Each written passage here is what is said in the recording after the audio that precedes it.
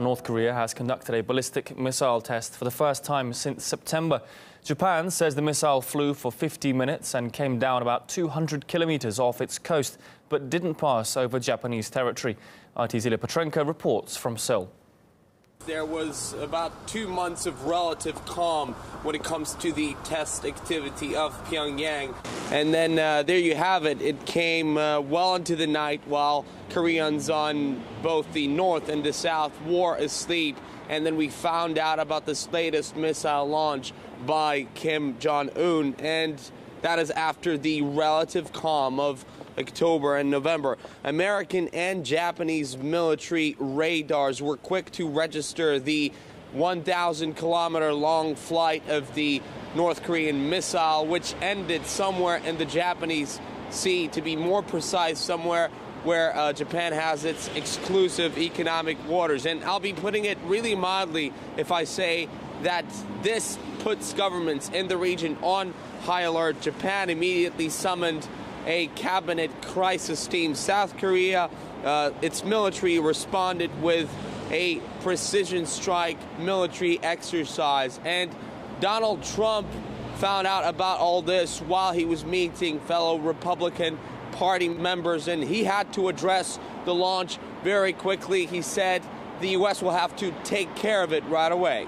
A missile was launched a little while ago from North Korea. I will only tell you that we will take care of it. We have General Mattis in the room with us, and we've had a long discussion on it.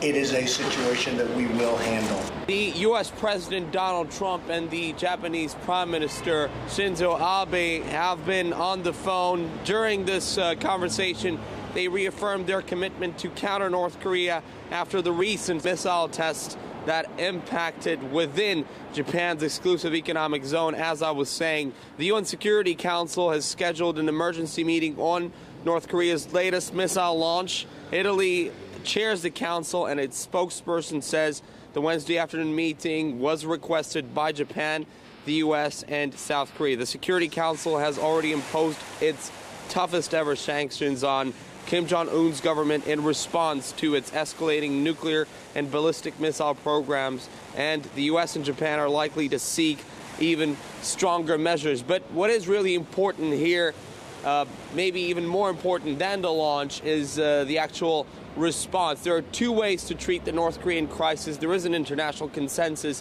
that the nuclear and ballistic missile launches are illegal, but what can make Kim Jong-un stop? More military drills, more pressure on North Korea, or a different kind of approach that is suggested by China and Russia? That is step-by-step concessions and the reduction of military presence and the flexing of military muscles here in the region. So very soon we will see what is going to prevail here. Brian Becker from the Anti-War Answer Coalition told us that all sides involved in the standoff need to negotiate. The last time the United States engaged on the Korean Peninsula, 4 million Koreans died, 38,000 Americans died. This is madness. The United States needs to enter into serious negotiations with North Korea and end the hostility. The U.S. Pentagon put such extreme pressure on South Korea and ratcheted up the rhetoric against North Korea, and then North Korea responding carried out numerous military tests, including the test of a hydrogen bomb. That put the South Korean government in a corner, so they've used harsh rhetoric. But I think the Moon Jae-in government still has the opportunity to reach back to Pyongyang and do what I think all the Koreans in the North, in the South, and overseas Koreans, and all the people who want peace want, which is negotiations, not a new catastrophic war.